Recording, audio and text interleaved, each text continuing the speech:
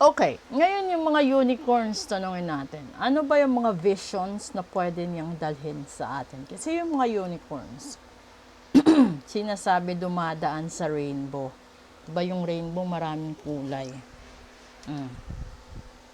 Tanungin natin kung ano ba yung mga magagandang balita o mga posibleng balita na dapat nating pakaabangan, i-consider para maabot natin yung mga dapat at hindi dapat, diba?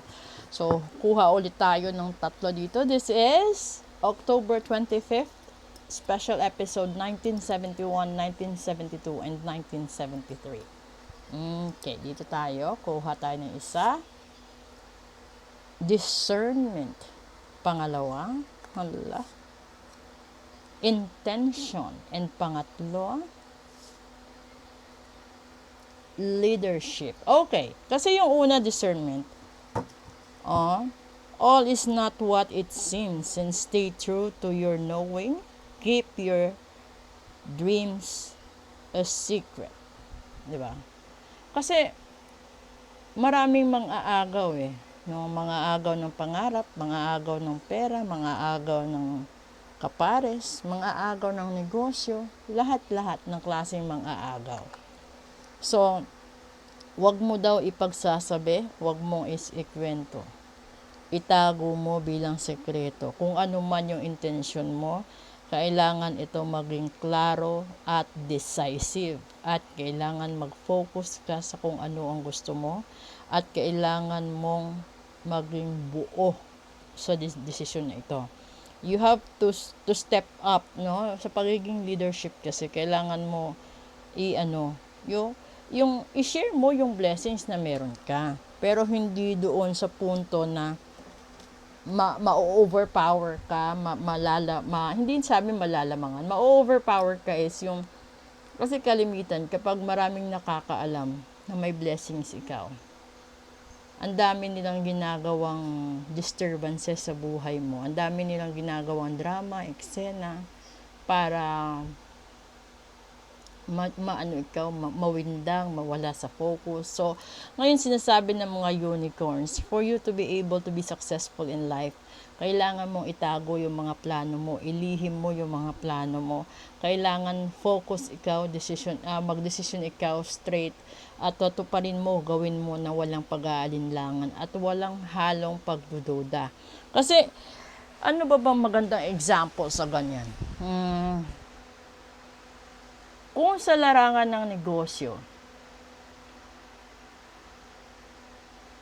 gawin mo yung negosyo mo, no? Magsimula ka, patakbuhin mo negosyo mo. Kasi yung negosyo may up and down eh. So may adjustment period din. So nakadepende sa iyo. Paano mo pag-aralan yung negosyo? Kasi yung negosyo katulad din ng trabaho, katulad din ng pag-aasawa.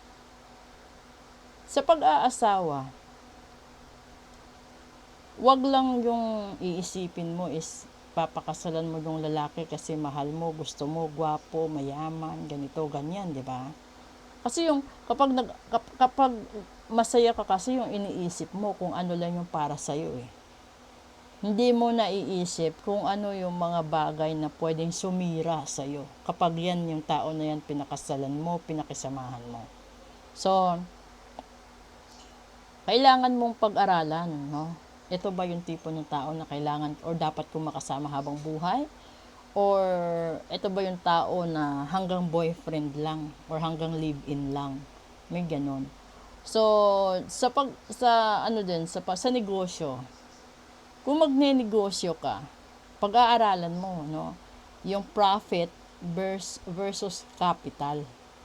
At saka kung gaano katagal bago mo mabawi yung kapital. Kasi hindi po pwede na mag-umpisa ka ng negosyo, labas ng pera. Dapat pag nagnegosyo ikaw, may goal ikaw na in 6 months time bawi, in a year bawi. Kasi 'di ba? Ang pangit naman na nagnegosyo ka, puro abono, walang kita. Ganon din sa buhay ng pamilya. Pag-isipan mo kung yung taong paglalaanan mo ng buhay mo ay deserve ba ng pagmamahal mo, paghihirap mo, sakripisyo mo. No, ganun yun. So, kung hindi niya deserve, edi doon ka na sa magulang mo. Yung whatever blessings that you have, whatever money that you can come up, you provide it to your parents and siblings instead of that person. Kasi kung malalaman mo lang din sa tagal na panahon, na yung habol ng tao yan, yung habol ng tao na yan, ay hindi pagmamahal mo, hindi ikaw, kundi yung pera mo lang. O di bitawan mo. Di ba? Useless eh. So, kahit gaano mo siya kamahal, may mga tao na gagamitin nila yung sobra-sobra mong kalambutan sa puso at pagmamahal mo. Maabuso ka. Late mo na ma-realize na inabuso ka, na kusa na silang umalis sa buhay mo. At gumagawa pa ng drama yan minsan. Pinapalabas sila victim, ikaw yung may pagkakamali, di ba? So, yung buhay natin is ganun. Accept the reality, you have to move on, you have to cope up with everything. Tapos, i-recover mo buhay mo. Wala namang masama eh. Kapag nadapa ka, ang mahalaga natuto ka. At doon sa punto na natuto ka, ay wag ka nang dumaan ulit sa matinding daan na gano'n, di ba? Sinasabi niya minsan, ba't ka pa kasi dumaan doon, alam mo nang mahirap. Alam mo nang nadapa ka na minsan, ba't mo pa ginawa ulit? So, the only thing that you have to do is to be mature enough and to learn the lesson that probably that is one of the best part that a person should move on, no? You learn from it and then assess yourself to be much better, or the better version of yourself. Lalo na papunta na tayo sa taong 2024. Okay?